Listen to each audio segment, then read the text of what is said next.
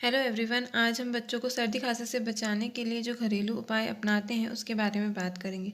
उसके पहले अगर आपको वीडियो पसंद आए तो प्लीज़ लाइक ज़रूर करिएगा और दूसरे पेरेंट्स के साथ शेयर भी करिएगा, जिससे उनकी भी हेल्प हो सके। तो आइए स्टार्ट करते हैं। तो पहले सरसों के तेल यानी मस्टर्ड ऑयल को लेते हैं, उसमें अजवाइन और लहसुन डालकर उसको तब तक गर्म करते हैं जब तक कि वो ब्राउनिश ना हो जाए। तेल में हीटिंग एजेंट होता है जिसकी वजह से म्यूकस मेल्ट हो जाता है और पॉटी के थ्रू बाहर निकल जाता है। ये उपाय 100% वर्किंग है।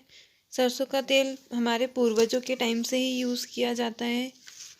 तेल अच्छे से पक जाए उसके बाद इसे हल्का ठंडा होने देने पर बच्चों के हाथों के तलवे, पैरों के तलवे, नाखूनों पर लगाना है और बेबी के चेस्ट और बैक पर भी लगाकर उसे ओढ़ कर सुला देना है, जिससे बहुत ही राहत मिलेगी।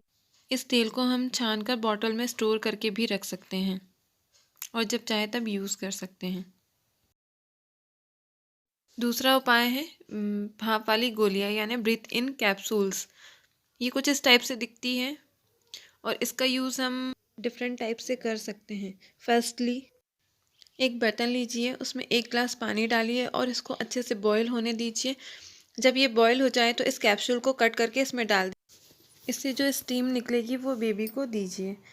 ये जब बेबी सोया हो तभी आप उसके सर के साइड पर रख सकते हैं 1-2 इंच दूर, जिससे बेबी को बहुत ज़्यादा रिलीफ मिलेगा। इस कैप्सूल को आप थोड़ा सा कट करके बेबी के कपड़ों पर भी लगा सकते हैं। इस कैप्सूल की स्टीम से बेबी को बहुत ही ज़्यादा रिलीफ मिलता है।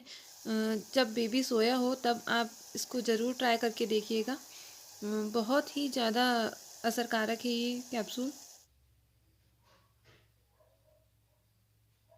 के बाद ये नेसो क्लियर जो कि डॉक्टर के द्वारा रिकमेंड किया हुआ है, इसे बेबी के नाक पर डालना होता है 2-2 बूंद 2 बार।